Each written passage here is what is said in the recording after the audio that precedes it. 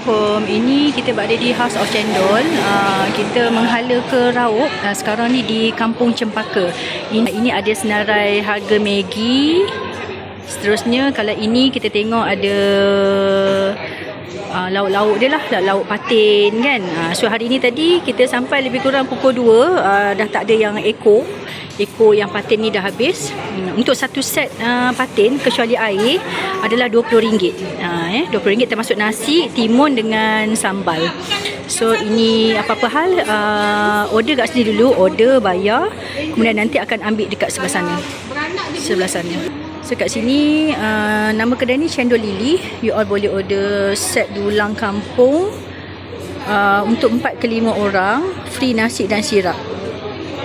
So ini set dulang kampung, best seller yang Pahang punya ke Negeri Sembilan. So you all boleh pilih. Kemudian kat sini ada lagi cendol. Cendol dia banyak. Ada yang biasa, kacang, holik, jagung, Oreo. Tadi koko special RM7. Tapi tadi kita dah rasa cendol dia boleh datang lagi lah. Sedap. So kat sini ada bakso special, bakso mercun, bakso beranak, bakso rusuk, cilok Madura. So dia ada juga vendor-vendor dia, ada western, ada takoyaki. So kita bawa round, tempat buat air. Ini kalau kita nak ambil air kotak, air ni lah, air mineral dan sebagainya.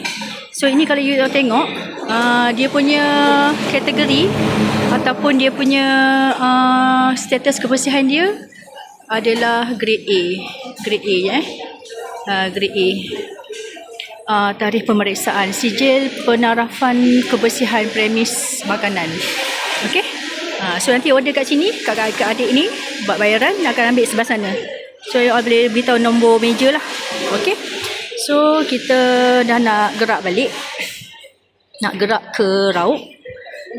Jadi kat sini parking pun sangat selesa. You all daripada sini kan, kalau kita daripada sana lancang ikut jalan lama daripada Temeloh, so you all parking je kat sini. Banyak parking nampak.